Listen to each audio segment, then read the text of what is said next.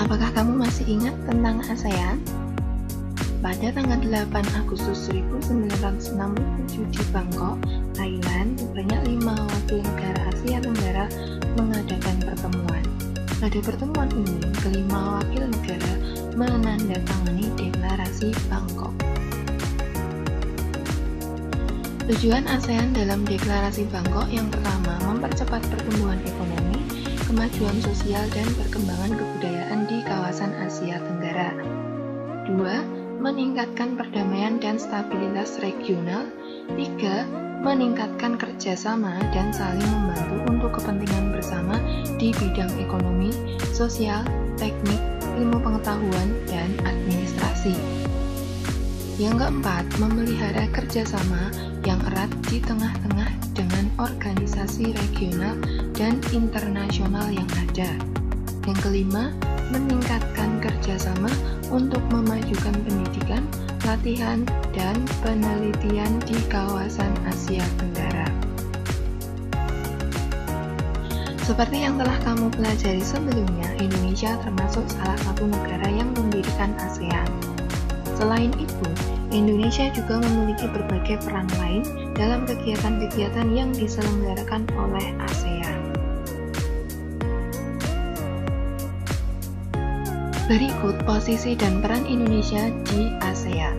Yang pertama, berperan memastikan sentralis ASEAN. Yang kedua, ikut mendorong penguatan kerjasama keamanan maritim. Yang ketiga, sebagai pendorong upaya dan kerjasama penanganan terorisme dan radikalisme. Yang keempat, sebagai tuan rumah penyelenggaraan konferensi tingkat tinggi ASEAN pertama di Bali pada tanggal 22 sampai 24 Februari 1976. Yang kelima, menjadi pemimpin ASEAN pada tahun 2004. Yang keenam, sebagai tuan rumah pertemuan khusus pasca gempa dan tsunami. Yang ketujuh, sebagai koordinator dalam pelaksanaan KTT ASEAN bersama negara luar. Yang kedelapan, mengusulkan pembentukan komunitas keamanan di Asia Tenggara. Pada era globalisasi, interaksi antar ruang di wilayah Asia Tenggara semakin berkembang. Terbukti, kerjasama antara negara anggota ASEAN semakin beragam. Kondisi ini terjadi seiring munculnya kebutuhan negara anggota di berbagai bidang. Bidang tersebut antara lain bidang ekonomi, politik, sosial budaya, teknologi, dan pendidikan. Lalu, apa saja posisi dan peran Indonesia dalam berbagai bidang? Berikut posisi dan peran Indonesia di bidang ekonomi dalam lingkup ASEAN. Yang pertama, membuka pusat promosi ASEAN. Sektor yang dipromosikan meliputi perdagangan, pariwisata, dan investasi. Program ini bertujuan meningkatkan kegiatan ekspor dan jumlah investor negara-negara ASEAN. Yang kedua, sebagai negara yang menyediakan cadangan pangan. Peran ini dilakukan untuk menyediakan cadangan pangan negara ASEAN. Tidak hanya menguntungkan secara ekonomi, peran ini dilakukan saat negara lain mengalami krisis pangan. Bersama Malaysia, Filipina, Thailand, dan Vietnam, Indonesia sebagai penyedia cadangan pangan. Yang ketiga, menjalin kerjasama di bidang perindustrian dan perdagangan. Kerjasama perindustrian dan perdagangan meliputi yang pertama, sektor industri dilakukan melalui ASEAN Industrial Cooperation. Negara-negara ASEAN terlibat dalam beberapa proyek industri seperti ASEAN Aceh Fertilizer Project atau pabrik pupuk di Aceh, Indonesia. Yang kedua, ASEAN Urea Project, pabrik pupuk urea di Malaysia. Yang ketiga, ASEAN Copper Fabrication Project, yaitu pabrik industri tembaga di Filipina. Yang keempat, ASEAN Vaccine Project, pabrik industri vaksin di Singapura. Dan yang kelima, Rock-Salt Soda Ash Project, pabrik industri abu soda di Thailand.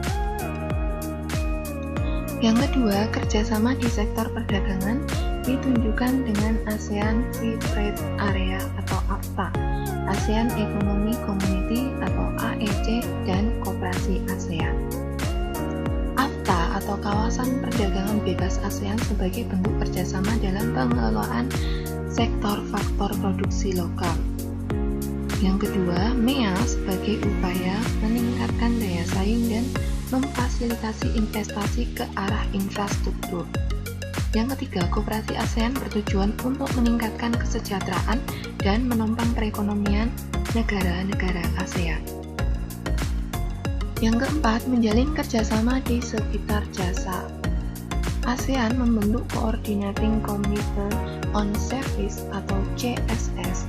Komite ini menyusun modalitas untuk mengelola sektor jasa meliputi angkatan udara dan laut, bisnis, kesehatan, telekomunikasi, konstruksi, pariwisata, dan logistik.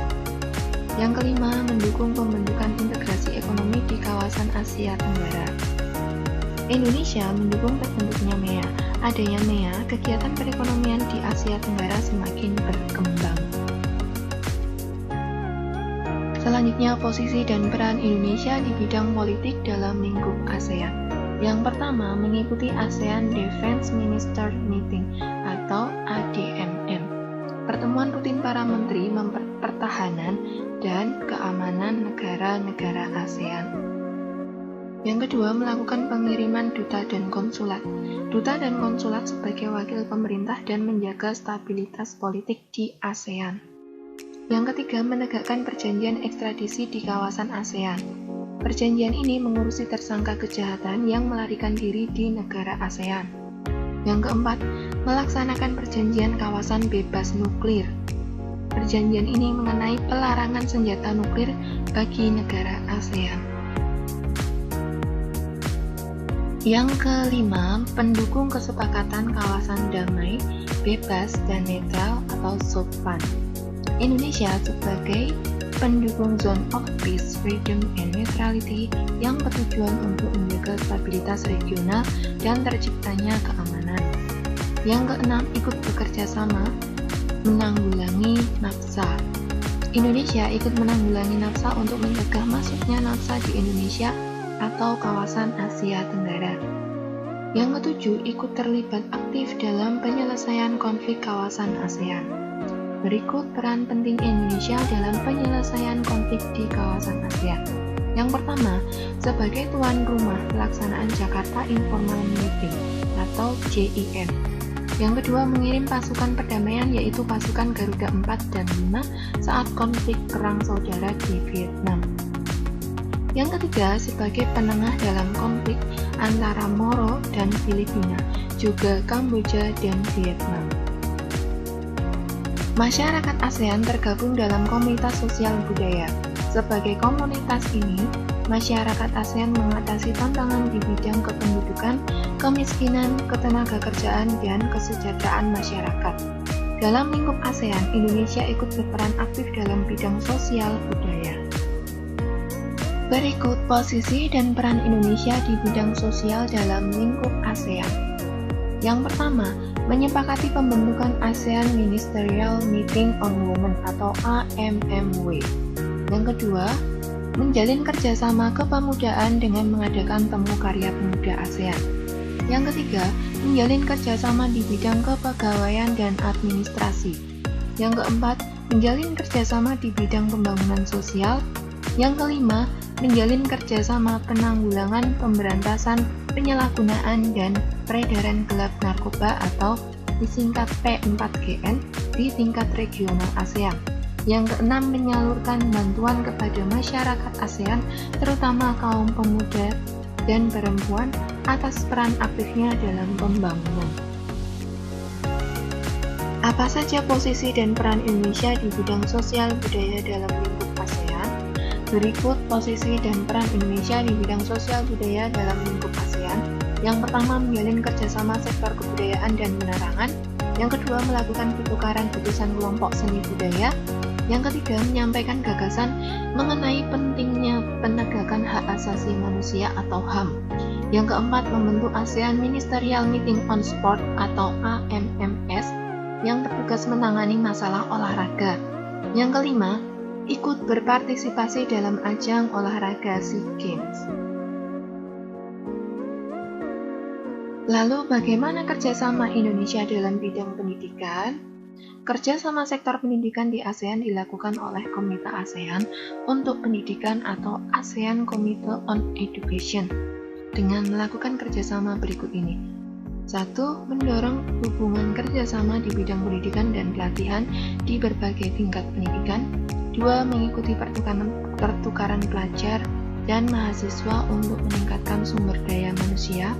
Yang ketiga, mengadakan lokakarya atau mengundang dosen untuk memberikan kuliah di universitas negara lain. Dalam lingkup ASEAN, kerjasama di sektor iptek ditangani ASEAN Committee on Science and Technology.